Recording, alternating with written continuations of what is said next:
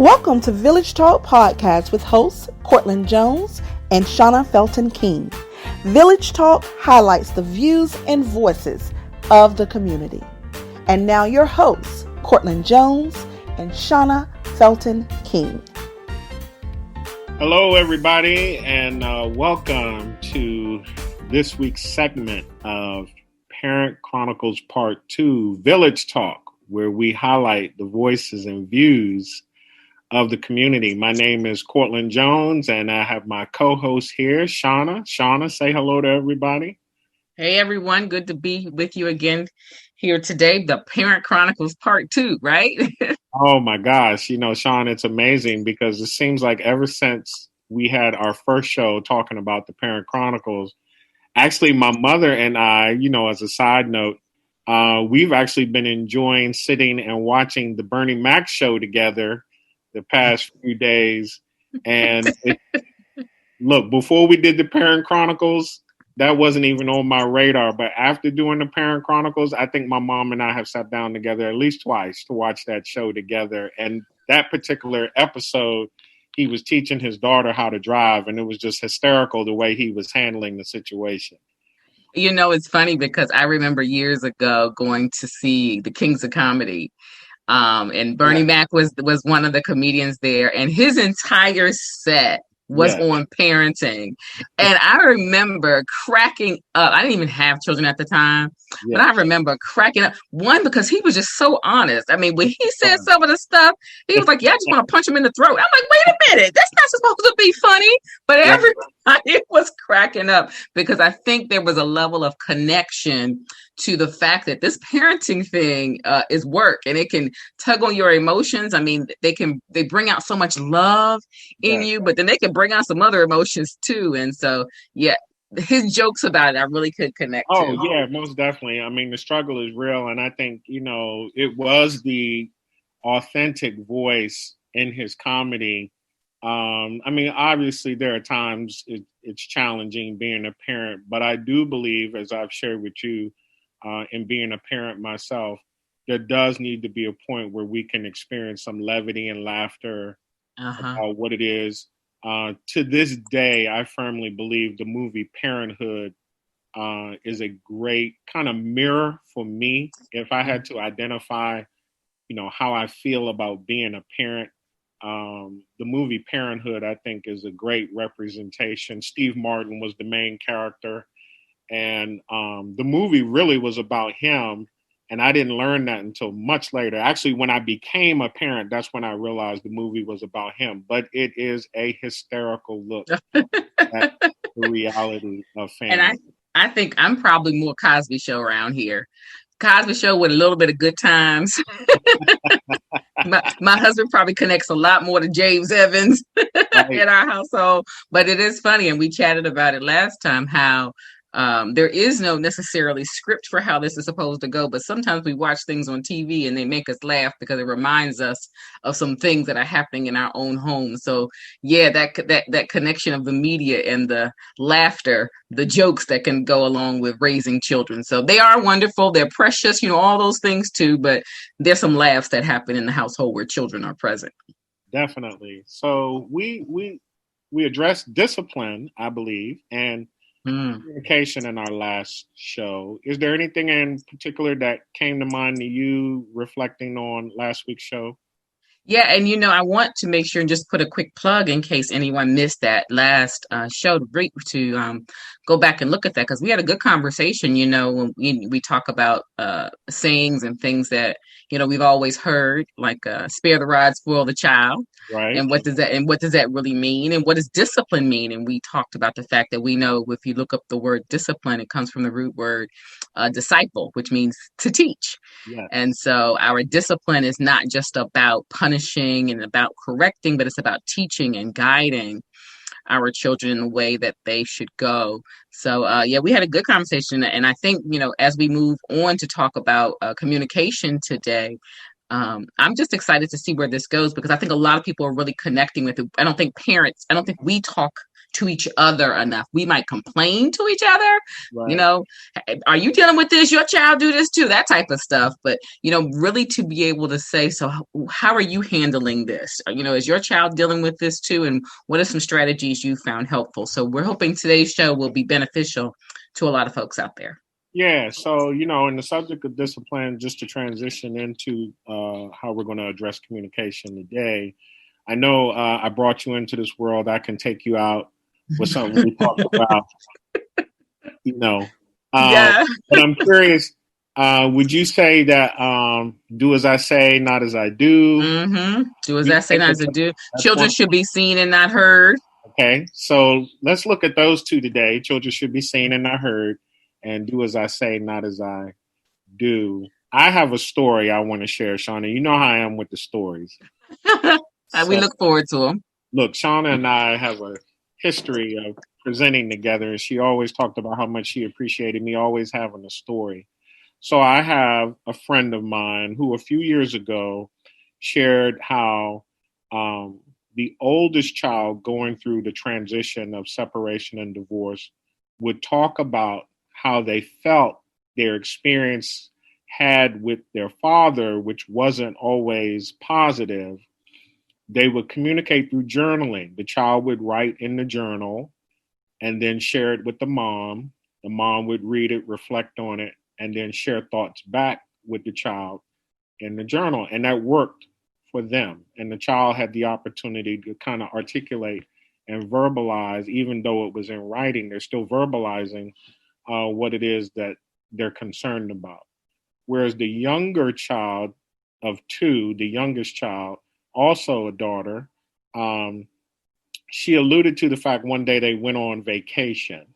And it was at that point the child said, I feel so much more at ease, more comfortable to talk about what's been going on now that we're on vacation. And I said to her, sometimes for the child, when you think about the child's perspective, they don't see the liberty or freedom to talk within the routine, the normal routine that we have in the course of a day. Because they might be looking at you as someone who's busy. And so this might not be the appropriate time to talk or share something that's like important to me. So I'm gonna wait until the right time. Whereas the child felt at that moment being on vacation, that was a good time. And I said, to me, it may seem like it may have been the routine that prevented the child from feeling comfortable wanting to talk. But being away from the routine, the child was more willing to open up. And for me, the way I chose to help foster communication was to take the children out to eat. I like going out to eat, and of course they did too. And that was my means to encourage open communication. Mm-hmm. So it's funny, about a week ago, my daughter, actually a couple of days ago, she sends a text. So, Daddy, let me know what your schedule's like the first weekend in November so we can get together and hang out. And that, I cannot tell you how much that means to me, to receive a text from my 19-year-old who still wants to hang out with me when she's at college on campus. Yeah. And I know that comes from that deliberate effort to say, hey, what you doing this weekend? If you're not doing anything, let's go out and get something to eat. And that's when we would talk. So I kind of want to use that story as a way to kind of reinforce what we're talking about today as it relates to strategic communication. How can we just ensure that we're demonstrating that lines of communication are actually open? Because imagine the world where the child is seen and not heard, for the child that sees that routine and this is not a good time to talk. Right. When does that child have the opportunity to speak? Mm-hmm. And I appreciate your story, because I think, with different parenting situations, sometimes where the children are in the home, sometimes a co-parenting situation, we're always in this mode of, we got to do this. Okay, now it's time for you to do this. Now you got to do your homework. Now you got to go here, those types of things. And so to actually carve out a time to say, let me talk to my daughter, let me talk to my son, We have to be intentional about that. And I think you're right, as parents, whether you're in the home or there's a different situation, we want to value that time and create that time. And if you don't create that time, you can live with people. I mean, and this is true in marriages too. You can live with people and never communicate with them, right? And it's just they're there and you think you know them, but there's just things where they don't feel like they can talk to you. So, the story about, you taking them intentionally out to lunch makes a difference. One of the blessings that has happened during this pandemic with me and my children is because we are at home and not rushing to this activity, is we are having more time to just sit and talk. And so being strategic about that. And then the idea that you mentioned first about the book, I think that's amazing. The journal, where some children, I'm thinking about my children who definitely communicate differently. And anybody who has more than one child, they can have the same parents. It could be very, very different, and for you to write something in there, maybe some questions, some thoughts, and just leave it in their room. And then they respond to it when they want to and come back to you is a wonderful strategy, maybe to open up communication.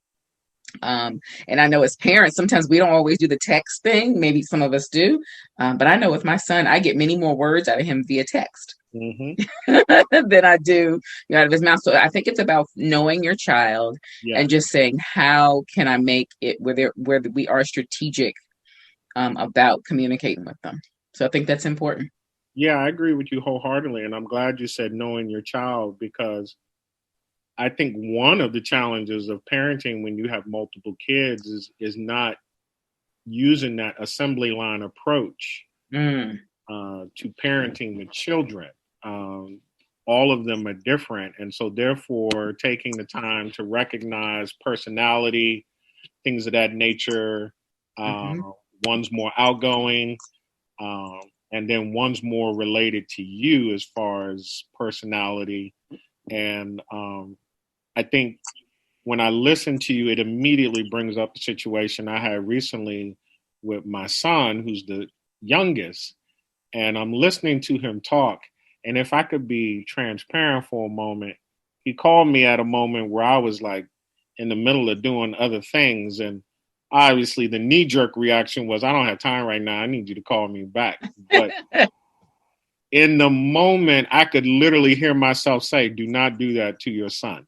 Right.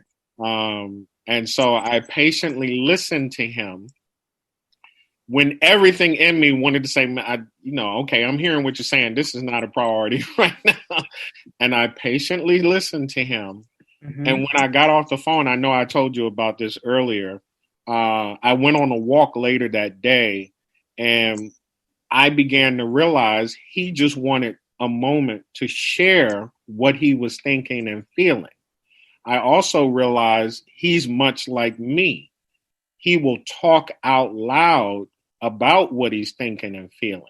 So if you're not listening to him carefully, he will sound like he's not sure or not confident or whatever you're perceiving him to say.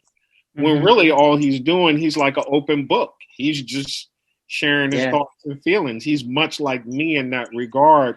But I learned something that day, and he's now, 18?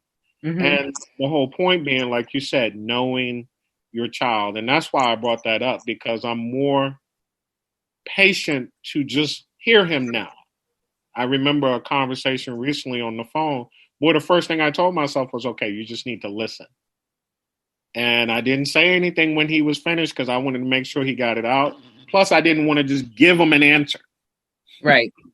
As a parent, sometimes we can just want to solve the problem. And I wanted to make sure I avoided that as well, because for my young adult children, it was important for me, and I'm just being honest, I wanted them to learn how to become independent thinkers and problem solvers. And that's going to be hard for them to do when we're always just telling them how to solve a problem. And if you think about it, that's if we go back to the statement of children should be seen and not heard. Now, again, I get it. It was about showing a level of respect for the adults and putting children in their place, I guess, at that particular time. But there does need to be a time where, as you say, we're helping to guide and develop children to be independent thinkers and learners. So where is that time for them to have their voice heard, and to guide them? As maybe it's not at this particular time, but we do want them to begin to exercise their voice, because they can't just turn